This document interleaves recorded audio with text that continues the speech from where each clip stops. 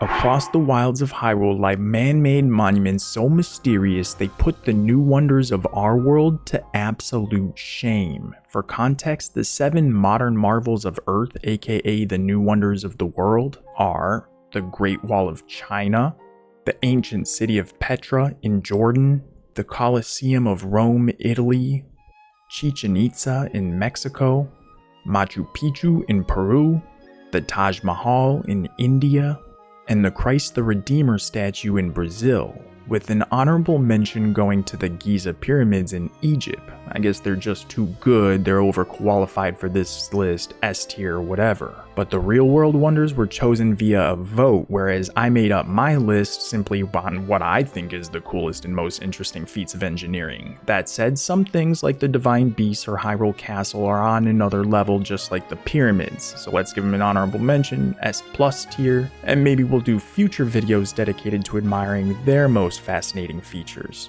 For now, let's get going. We'll begin in a place of confusion infusion.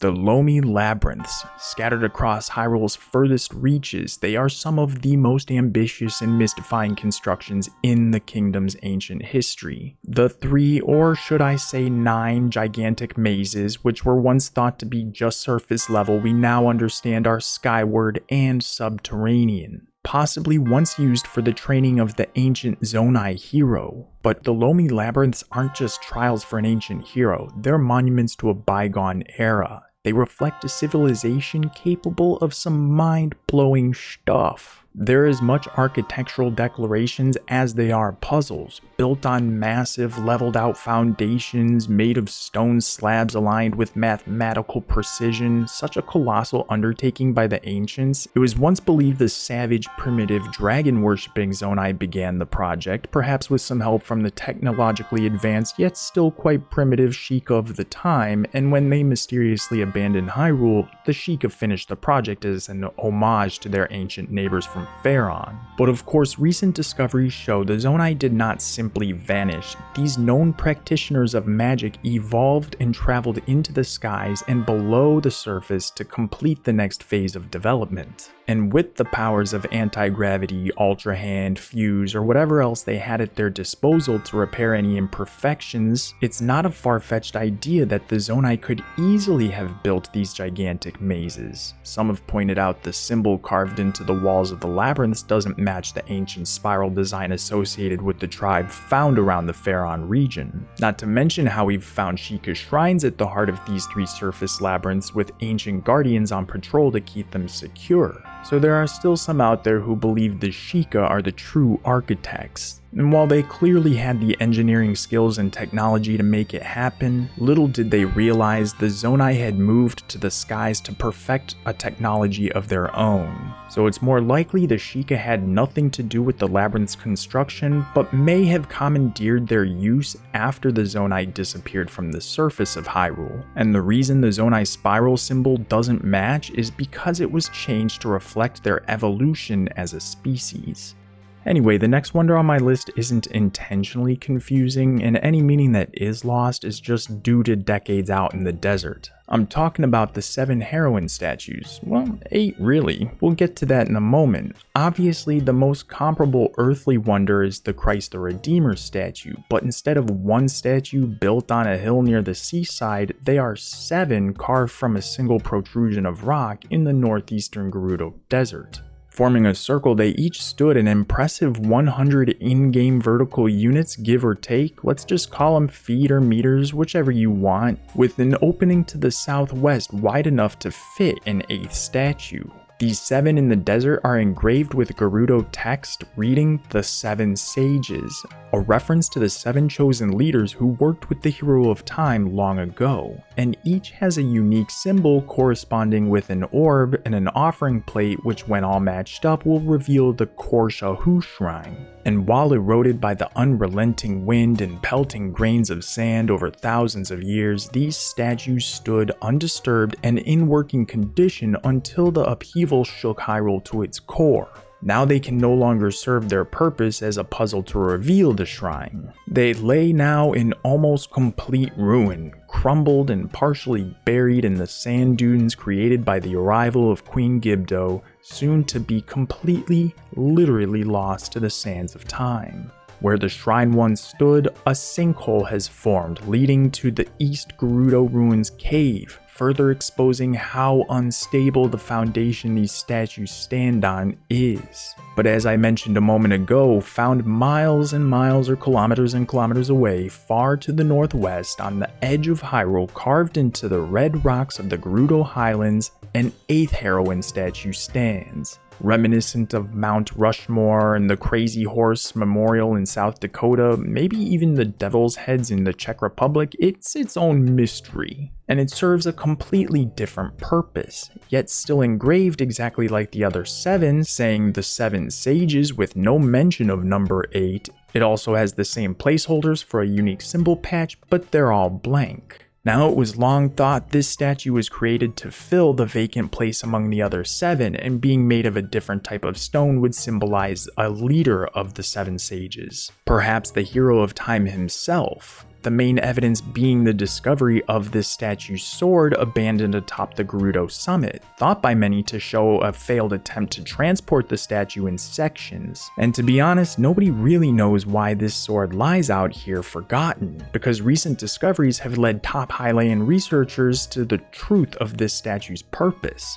Hidden behind its face, as if to say inside its mind, the ancient Gerudo carved a tunnel leading to a small safe guarding a rare treasure. Since this discovery, the Gerudo have stored the statue's face for safekeeping in an undisclosed location and installed entrance renovations, including a solar-activated facial doorway gate. But that's enough of that, so from the ancient Gerudo monuments, let's go northeast to a wonder of absolute engineering might.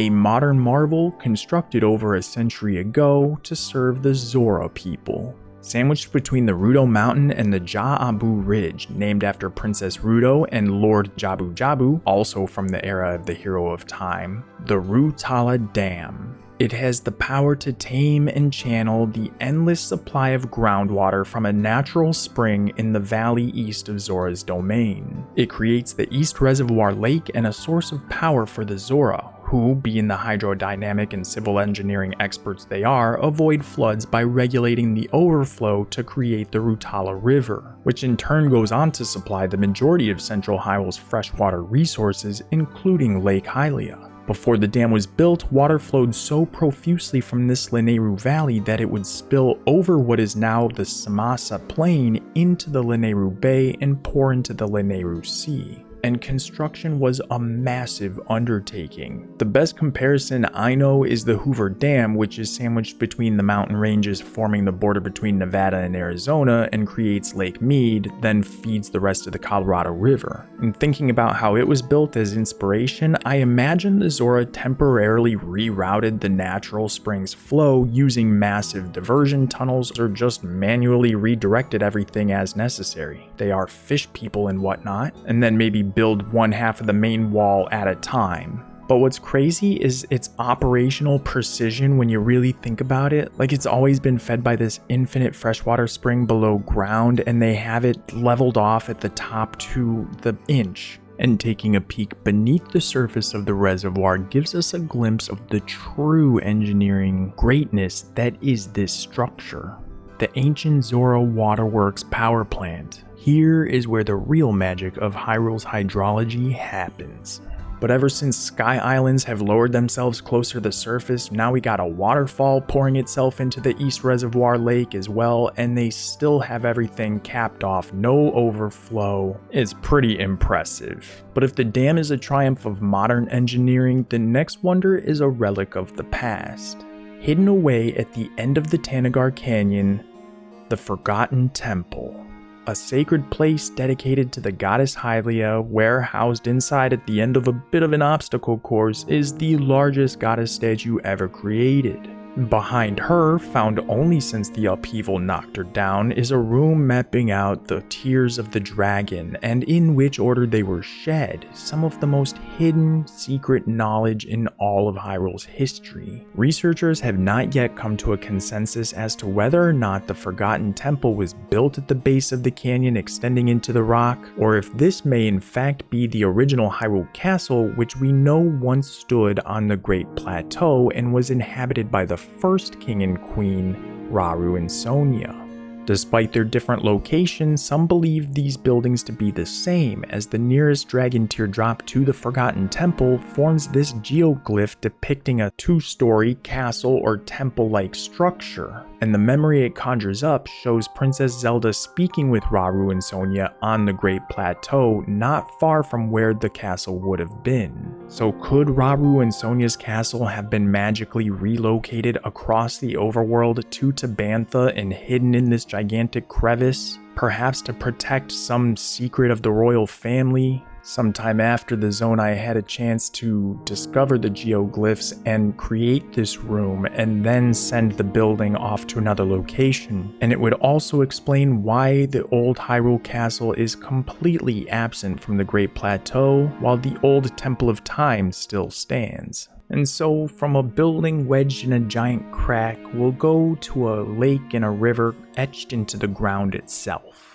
Not the most jaw-dropping, awe-inspiring, how did they do that type of places, but the Dracozu River and Lake hidden out in the Demel Forest in northeastern Faron is cool enough to me. First of all, the area is perpetually covered in fog, so it's just inherently mysterious and whatnot. Then you have the ancient Zonai carving this winding river and lake, forming a shape of a serpent to act as a path to the Spring of Courage. And they probably had to deal with mosquitoes and all sorts of problems. Named the Dracozu because of their worship of dragons, it would have taken tons of manpower to get the trenches dug and align the dragon statues along the way, not to mention construct the gigantic dragon head which houses the Spring of Courage. So it's still a pretty fascinating accomplishment of design and ingenuity, even if they did the whole thing by floating things around with their magic. I mean, these people really loved their dragons. But while the serpent's path cuts parallel across the land, the next wonder on my list carves deep down into it. So let's head back into the desert to explore the twin holes of the Gerudo.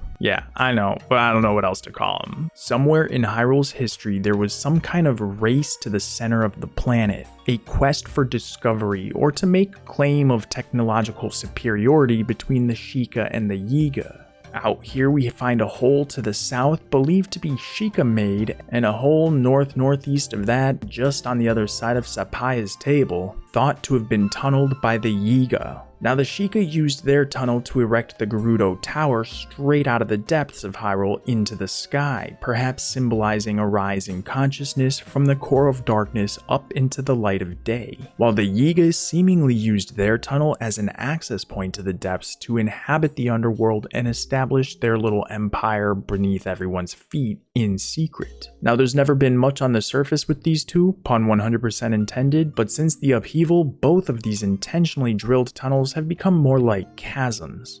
Besides the Gerudo Tower claiming the Sheikah hole, there's no other evidence of Sheikah presence in the depths, but at the base of the Yiga hole we find their emblem and several crates of bananas nearby, not to mention other Yiga bases scattered throughout the depths, suggesting they gained control down here and their tunnel became an access point to their real Yiga lair. So from a game lore perspective, there's no reason Link couldn't have paraglided down into the depths from either of these two holes in Breath of the Wild.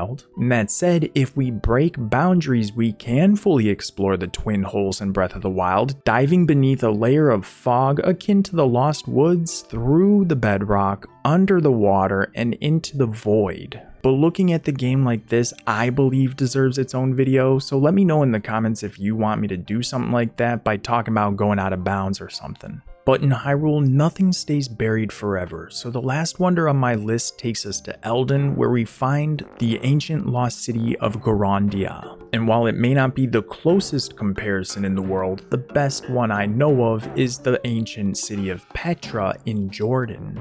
Of course, it's not built inside the magma chamber of an active volcano like Gorondia is inside Death Mountain, making the sheer fact that this city still stands as opposed to being melted away with lava during active periods over the last few millennia impressive enough in and of itself. But on top of all that, this place was more than a 5-story quarry. It serves a dual purpose as the fire temple, meaning this city is well over 10,000 years old and still has a functional rail system. And secondly, the prevailing theory among modern Hyrulean scholars is that Gorondia was built as a gargantuan processing and refinement hub, tapping into Death Mountain's volcanic heat for industrial scale work. What we think of as the rounded boss chamber where Link fights Goma could have served as a lava kiln or an ore curing dome with its seamless ellipse-shaped walls curving from the floor to the ceiling to evenly reflect and distribute heat. Another hypothesis is that it was a grand ceremonial trial hall, a place where Goron champions would demonstrate strength and coordination in contests of rolling and hurling around the uninterrupted track much the same way Yunobo is seen doing. But whatever Gorondia's full purpose was, or the purpose of any given wonder on this list, the fact that they're still standing in the era of the wild, giving us a chance to take a moment and appreciate them in this way, it's just the kind of stuff that makes me even more of a Zelda nerd. I mean enthusiast. And now let's see which one of my channel members wins the title of the 8th new wonder or modern marvel of Hyrule for this video. And I believe we've gotten one new member since last time, so welcome Clamsheet, great to have you. Today's winner is The Legend of Mads. I may be incorrect, but I believe you've been real close and almost gotten it a few times. Anyway, well deserved, congratulations, the legend of this video. Thank you so very much to all my channel members and everyone who's still here watching right now. You're all what keeps me going, and I cannot say how much I appreciate you enough. I'll be back as soon as I can with more Zelda content, so stay tuned, like, subscribe, share, all that stuff, stay cool, and always keep punching out there. Aloha.